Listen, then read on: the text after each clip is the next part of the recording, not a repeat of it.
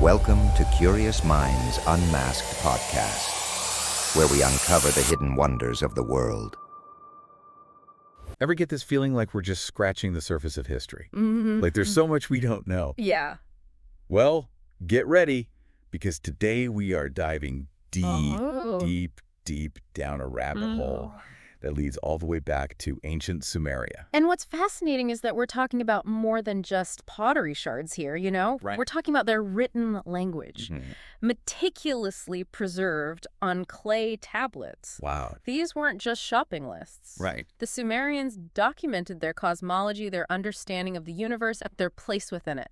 Which is why we're taking a deep dive into listener-requested excerpts from a podcast episode all about these ancient Sumerian tablets. Oh. Apparently, they might hold clues to some of humanity's biggest unanswered questions, like where did we really come from? Okay. These sources definitely raise some intriguing questions about conventional historical narratives. Okay, before we get to the really wild stuff, and trust me, it gets wild. Okay. Let's set the scene. What makes these Sumerian tablets so special? Imagine this. It's 3200 BC. You're in Sumer, one of the world's first cities. Okay. People are writing on clay tablets using these wedge-shaped symbols. That's cuneiform. Right. And it's how the Sumerians recorded everything from epic poems about their kings to detailed records of their crops. It's a window into a civilization that predates even ancient Egypt. Wow. Yeah. So we're talking serious ancient history here. Oh, yeah. And these tablets are just out there for anyone to see. Exactly. In fact, UCLA has this incredible online resource, the Cuneiform Digital Library, where you can actually see images and translations of thousands of these tablets. Whoa.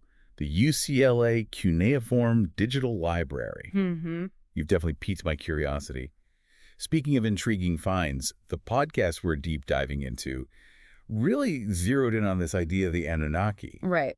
Now, it's important to note that interpretations of these ancient texts vary widely. Sure. But the Anunnaki, as they're described in some of these Sumerian writings, were powerful beings, Okay. almost godlike figures, Right. who played a significant role in shaping early human civilization. And this is where this guy Zecharia Sitchin comes in, right? Yeah. He's kind of a big deal in the ancient astronaut world, isn't he? Yes, Sitchin's interpretations of these Sumerian texts, particularly his books on the Anunnaki, have been incredibly influential Right. and controversial. Right. To put it simply, he took those descriptions of the Anunnaki and said, hey, what if these gods weren't gods at all, but extraterrestrials? Okay. Already hooked. Okay. So how did he connect the dots between the Anunnaki and aliens?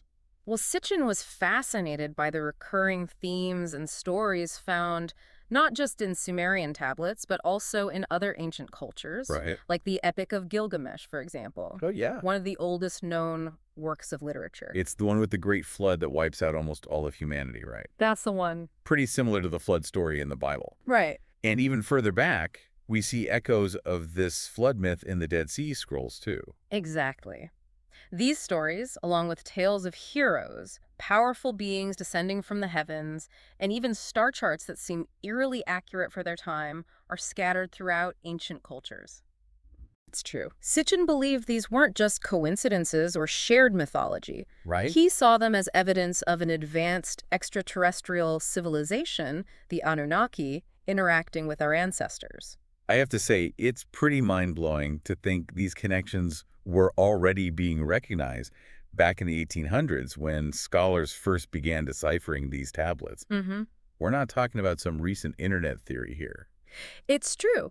These questions about the Anunnaki and ancient astronauts have fascinated people for a long time. Right. But it's with Sitchin that things take a particularly interesting turn. Okay. Because according to his interpretation, the Anunnaki weren't just visiting Earth. Right. They had a very specific reason for being here. And that's where the gold comes in, right? Got it. Have you ever stopped to think about how strange our fascination with gold really is? Okay, yeah, when you put it like that, it is kind of weird. Yeah. It's not like we can eat it. Exactly.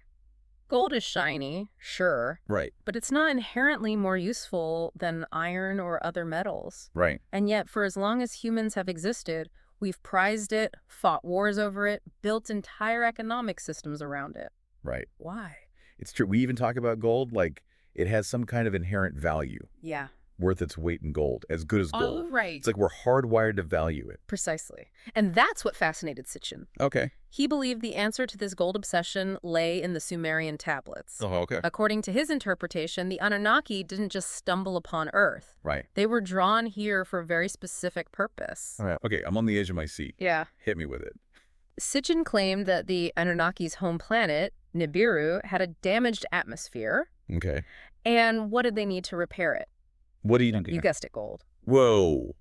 Hold on a second. Are you saying our ancient ancestors were basically putting gold dust into the atmosphere? Mm-hmm. That's like some next-level geoengineering. It sounds crazy, right? Yeah. But think about it, fast go into the 21st century. Okay. And scientists are seriously considering using reflective particles to combat climate change here on Earth. Right. It's called solar geoengineering. Yeah. It might sound like science fiction, but it's a real thing. So we might be trying to do the same thing those ancient astronauts supposedly did. It's possible. That's wild. But why Earth? I mean, space is big, right? Right. Surely there's gold somewhere else. That's the thing about Sitchin's theories. Okay. They're full of these thought-provoking connections. Okay. Take Adam's Calendar in South Africa, for example. Okay. It's a megalithic site, kind of like Stonehenge, but potentially much, much older. Right. And guess what's nearby? Don't tell me. A gold mine. Bingo. Not just any gold mine. Right. It's believed to be one of the oldest on Earth, Wow. dating back some 200,000 years. Right. And what's really interesting is that this site, Adam's Calendar, is actually mentioned in some of the Sumerian tablets. Really? They describe it as a place of conflict, Okay. a place where, let's just say, not everyone saw eye to eye on this whole gold mining operation. A 200,000-year-old gold mine. And it's connected to these ancient Sumerian stories. Yep. Okay, you're blowing my mind here. So who was fighting? Well, Was it humans versus the Anunnaki? according to Sitchin's interpretation of the tablets, the conflict wasn't exactly between the Anunnaki and humans. Okay. Remember the Igigi. The Igigi. Yeah. Refresh my memory. Imagine them as a less powerful, less privileged group of beings created by the Anunnaki to do the dirty work. Okay. The mining, the building, all the hard labor that went into establishing those early civilizations. Okay. Think of them as the cosmic construction crew, if you will. Right. Got it. Yeah. So the Anunnaki created the Igigi to mine gold for them. Yeah. And then what? Well, The Igigi got tired of being pushed around. exactly. After centuries, maybe even millennia of this cosmic labor, Yeah. the Igigi revolted. Oh. They were tired of toiling away in the mines, Right. and they decided to fight back against their Anunnaki overlords. Well, Wow, can you blame them? cosmic labor revolt. Right. I guess even in ancient times, nobody likes a bad boss. Nope. So what happened? Whoa. Did they win? Did they overthrow the Anunnaki and take over the gold mines? Now that's where things get really interesting, and more than a little unsettling. Okay. Because according to Sitchin's interpretation of the texts, the Anunnaki's solution to this labor problem Yeah. wasn't to negotiate or even fight back directly. Right. They came up with a different strategy entirely. Okay. Now I'm really intrigued. Yeah. What did they do? They decided to create a new workforce, Right. one that was smarter than the Igigi, more adaptable, Yeah. but also more manageable. Hold on a minute.